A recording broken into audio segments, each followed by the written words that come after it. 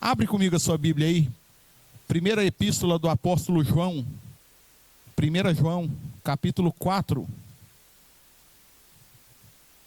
1 João, capítulo 4.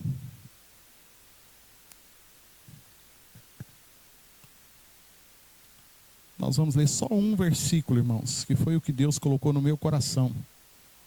Primeira epístola de João, 1 João, capítulo 4, versículo 19. 1 João 4, verso 19.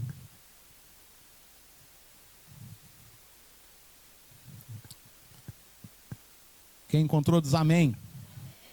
Quem não encontrou diz escola dominical. Eita glória. Aleluia. Irmãos, a palavra do Senhor diz assim, 1 João capítulo 4, versículo 19. Nós o amamos porque ele nos amou primeiro. Amém? Os irmãos podem se assentar. Irmãos, a palavra que Deus pôs no meu coração para estar trazendo para os irmãos essa noite é a respeito do amor de Deus sobre a minha e a sua vida. Irmãos, é um amor que não tem medida, né? A gente fala que é um amor imensurável, né? Não dá para medir. Porque quando nós ainda estávamos no pensamento, ou nem no pensamento das nossas mães, Deus ele já nos conhecia. Deus ele já sabia que nós estaríamos aqui hoje. Deus ele já conhecia toda a sua história e ele sabe o final da sua caminhada. O que a palavra de Deus nos fala é que nós amamos ao Senhor porque ele nos amou primeiro. O amor de Deus ele sempre vem antes do meu e do seu amor. O amor de Deus ele sempre vem primeiro que o nosso. O sacrifício na cruz do Calvário, o sangue derramado, o sofrimento ao qual Jesus passou naquela caminhada, não foi em vão. Foi pela salvação da sua alma. Foi para que você pudesse chegar à salvação da sua alma. Porque até então, irmãos, estávamos todos perdidos pelo pecado. Estávamos todos condenados no pecado. E não havia salvação para a humanidade, se não fosse o amor de Deus. E muitas vezes, irmãos, a gente lê a palavra, a gente estuda a palavra, a gente medita na palavra, mas nós comentamos agora há pouco na escola bíblica dominical ali, que é tão difícil cumprir os 2 mandamentos que Deus determinou para a nossa vida.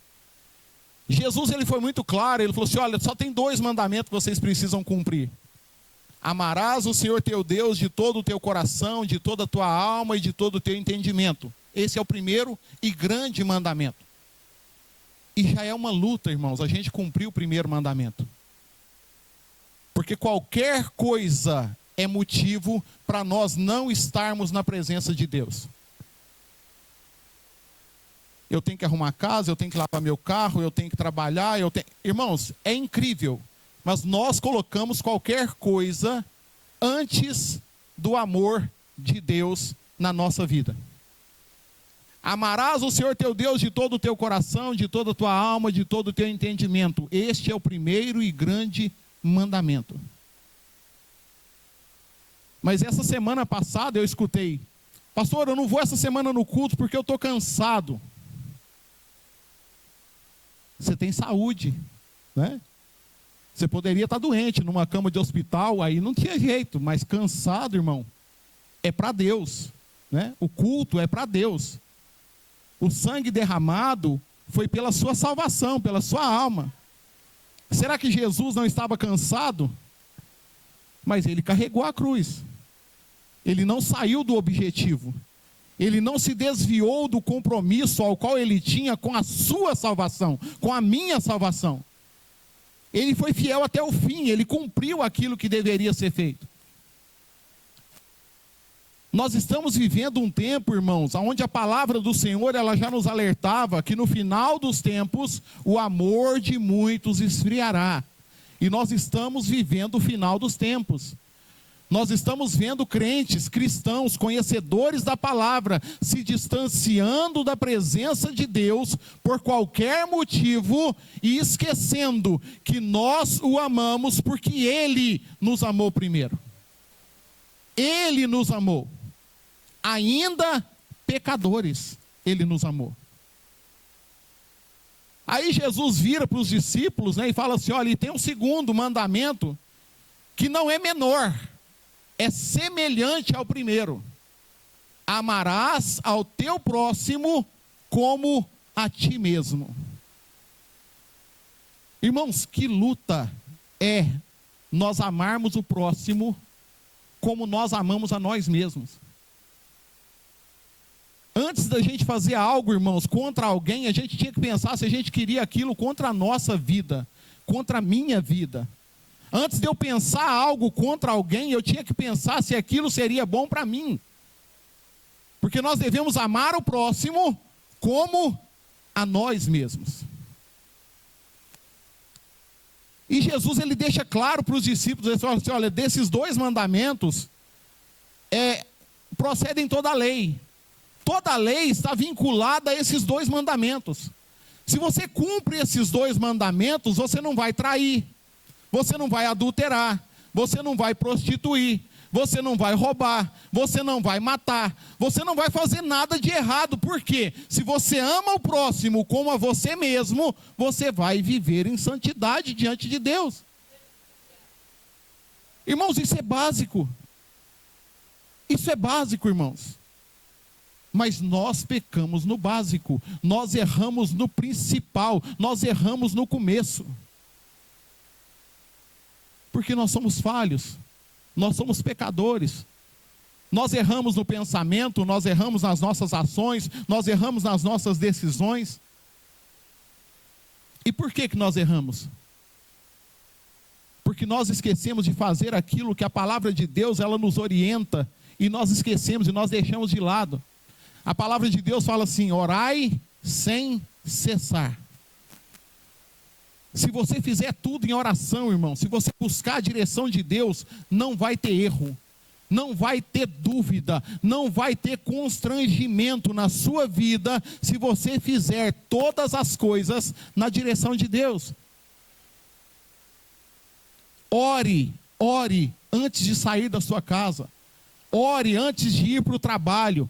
Ore quando você chegar no trabalho. Ore enquanto você estiver trabalhando. Ore quando estiver voltando para casa. Ore quando chegar em casa. Ore antes de dormir. Irmãos, orar sem cessar é estar falando com Deus o tempo todo. Noé andava com Deus, irmãos. Imagine o que é andar com Deus. Andava com Deus. Eu falo que Noé, ele tinha uma comunhão muito maior com Deus do que Adão no paraíso, irmãos.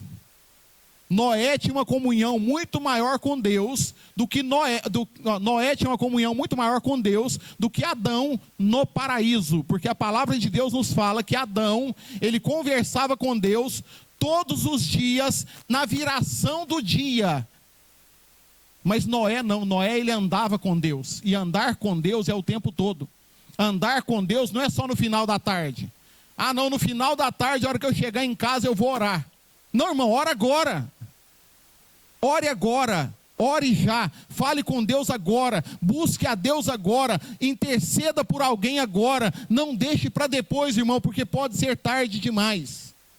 Jesus pode voltar, e a sua alma pode estar comprometida, a sua salvação pode estar comprometida, e a salvação daqueles aos quais você quer que sejam salvos, também pode estar comprometida.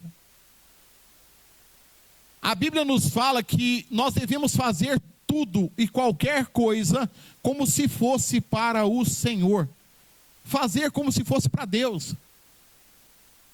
Eu não acho legal, mas eu vou fazer porque é para Deus. Eu não posso ir, mas eu vou chegar lá porque é para Deus. Eu sei que às vezes, irmãos, é difícil. Às vezes é complicado. Mas se nós colocarmos o nosso compromisso com Deus em primeiro lugar, o nosso fardo ele será mais leve. Porque a palavra de Deus ela nos garante, irmãos, que o fardo do Senhor, o jugo do Senhor, ele é suave, ele é leve. Mas se nós formos ficar carregando o nosso fardo, carregando as nossas lutas, carregando as nossas dificuldades, carregando os nossos problemas, nós não vamos conseguir sair de casa, irmãos. Nós não vamos conseguir sair de casa. E aqui eu quero dar um breve testemunho para os irmãos entenderem. Nos Estados Unidos, em 2022, 21, se não me engano, a Andréia teve uma crise de depressão muito séria. A Andréia só falava em morrer. Eu vou morrer, eu vou morrer, eu vou morrer. Se eu sair de carro, no carro vai bater, eu vou morrer.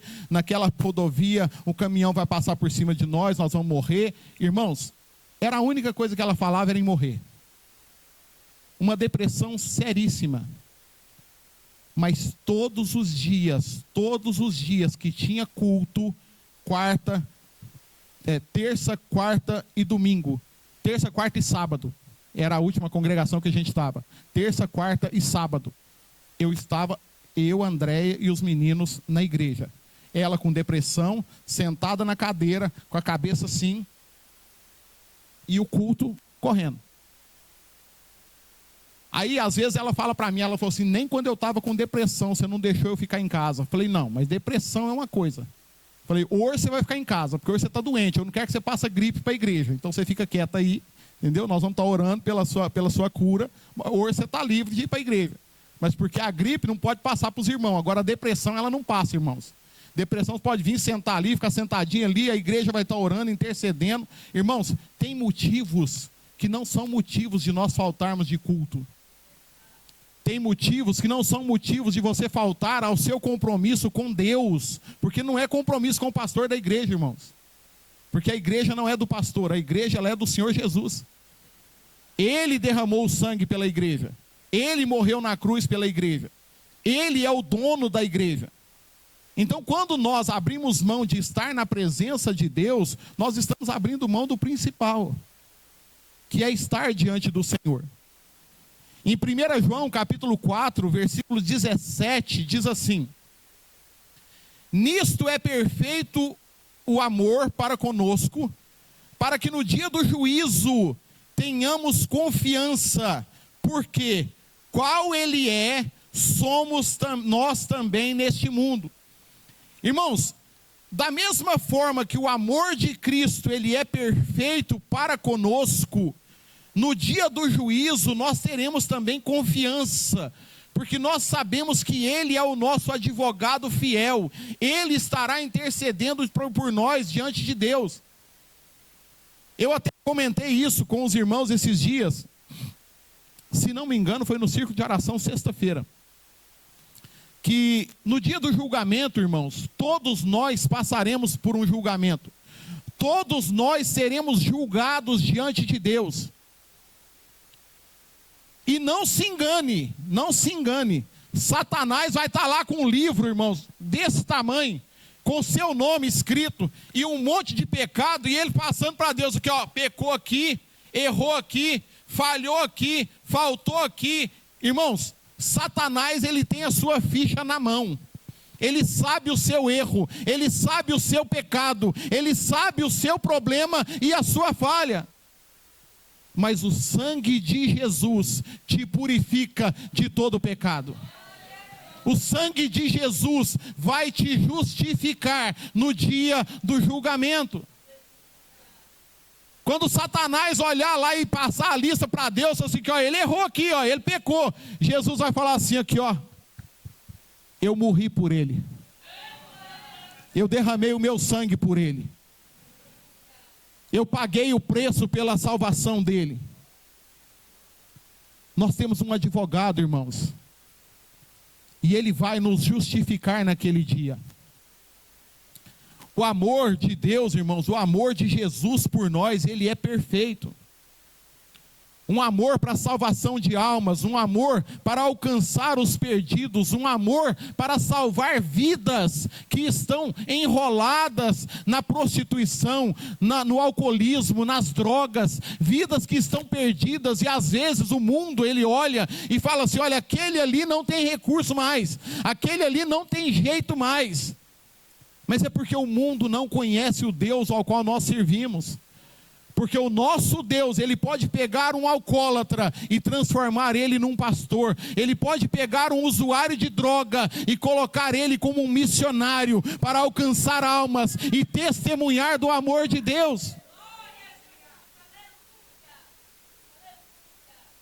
Mas Jesus, irmãos, Ele nos pede que nós nos esvaziemos de nós mesmos. Nós temos que fazer como Jesus, nós temos que abrir mão do eu. Não sou eu, irmãos, que faço nada. É Deus que faz através da minha vida. Eu sou um canal da bênção de Deus para a vida da igreja. Eu sou um canal de Deus para estar falando do amor de Deus para a igreja. E não se assuste ou não se constranja se Deus precisar usar a sua vida para salvar alguém. Você é um canal de Deus. Você é um canal da bênção de Deus. Você é um instrumento nas mãos de Deus. Mas nós precisamos nos colocar diante de Deus como um vaso. Nós precisamos nos colocar diante de Deus como um instrumento, para que Ele venha nos usar para alcançar almas, que Ele venha nos usar para alcançar vidas. O ide ao qual Jesus falou, ide por todo mundo e pregai o evangelho a toda criatura, é para mim e para você. Mas nós precisamos nos esvaziar de nós mesmos, nós precisamos deixar as nossas vontades, deixar a nossa arrogância, deixar a nossa hipocrisia, nós precisamos estar dispostos a perder a nossa razão, por amor de Deus. Eu não quero ter razão, irmãos, eu quero que Deus seja glorificado na minha vida e na sua vida. Porque é Ele quem tem razão, é Ele quem sabe o melhor para mim e para você, é Ele quem tem a direção ao qual nós precisamos seguir. Por isso em João capítulo 3, versículo 16, a palavra de Deus fala que porque Deus amou o mundo de tal maneira que deu seu Filho unigênito, para que todo aquele que nele crê não pereça, mas tenha a vida eterna. Ele te amou, irmão, de uma maneira que não dá para explicar. Jesus te amou de uma maneira que não dá para explicar. Não tem explicação o amor de Deus pela minha e pela sua vida.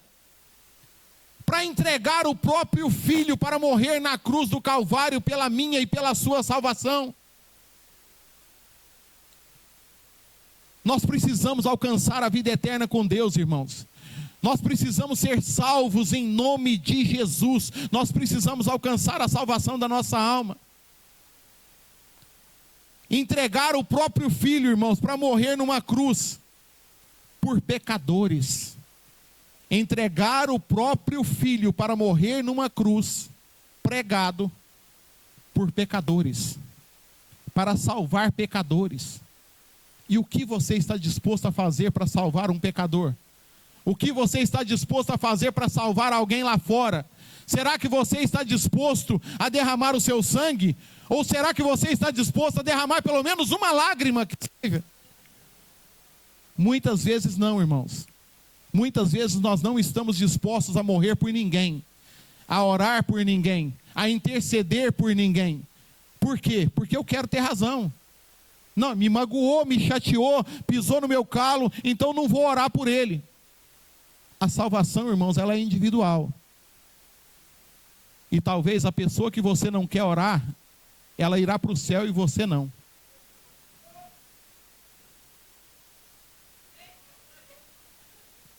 Eu não gosto de fazer isso não, irmãos, mas Deus está me incomodando aqui para fazer.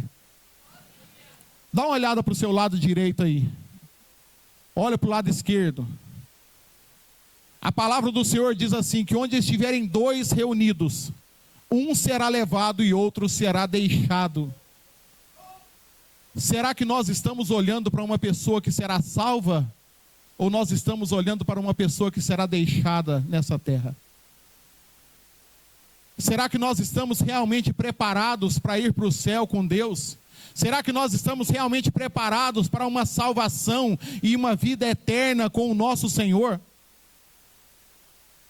Jesus morreu na cruz do Calvário, irmãos, para que nós pudéssemos ser salvos.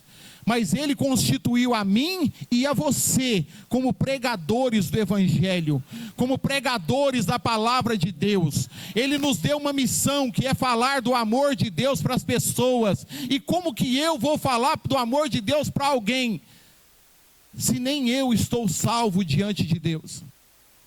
Se eu não tenho certeza da minha salvação diante de Deus, como que eu vou estar orando e intercedendo por alguém?